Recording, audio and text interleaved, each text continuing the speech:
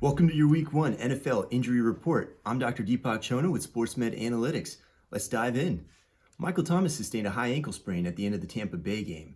Bad news because NFL data shows that these affect players for about 3 weeks on average. We're not expecting to see him before week 4 or 5 at the earliest, and we'd be downgrading our expectations until about week 6 or 7. Do expect a full recovery within the year though. George Kittle, one of our favorite players, sprained his knee when he was tackled and it got forced into hyperextension. He returned to the field but wasn't even targeted after the injury. Still, we're optimistic about it. They probably wouldn't have let him come back if anything major like the PCL was structurally damaged, so expect him to rest through some practice time but suit up at nearly full strength for next week. Our overall concern level will decrease pretty significantly over the course of the next few games, so we definitely target him in trades if his owners are worried. There were a slew of hamstring injuries, possibly made worse by the abbreviated training camp situation. Le'Veon Bell and Devontae Parker were two big names to get hurt and not return in week 1. Bell is now officially out 3 weeks, but can be reasonably expected to return to form by about week 6. Parker has not been ruled out for week 2, but we're definitely downgrading his expectations.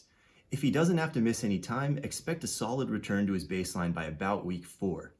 Miles Sanders, Kenny Golladay, Mike Evans, and Golden Tate were also dealing with hamstring injuries going into week 1. NFL data tells us that these vary in severity, but the pooled average is about 10 days missed with a 20% chance of re-injury during the season. That's definitely fairly significant, but there may still be some value here. Evans played, though he didn't produce more than 1 reception for 2 yards and a touchdown in his first game with Tom Brady. Still, it's a good sign for his outlook going into next week. The most likely outcome for him is continued improvement and probably return to full form by about week 3. He does have that increased short-term re-injury risk, but he's one of our top trade targets for the week given the massive ceiling potential he could be achieving very soon.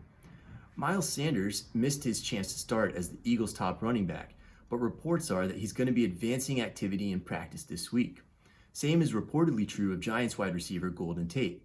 Both situations need to be monitored this week for progress in practice, but we're expecting them to be able to play in week 2.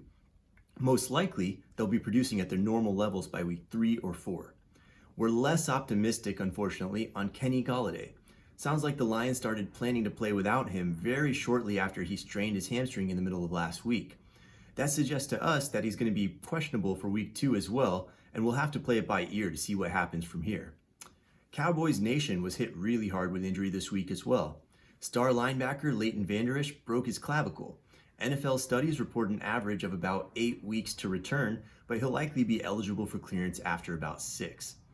Blake Jarwin was poised for a big season at tight end, but his ACL tear is going to have to put that on hold until next year. As many of you know, the injuries did not stop on Sunday.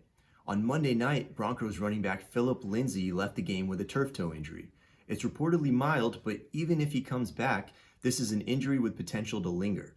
We're not going to be counting on him as a reliable player for at least the next month.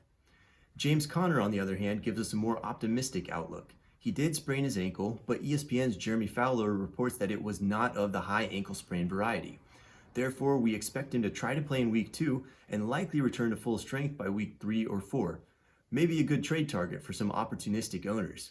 And that's all we've got for today. If you enjoy what you see, please like, share, and subscribe. If you need to know about another player, comment below and we'll add him to our next edition. Until then, go dominate your leagues.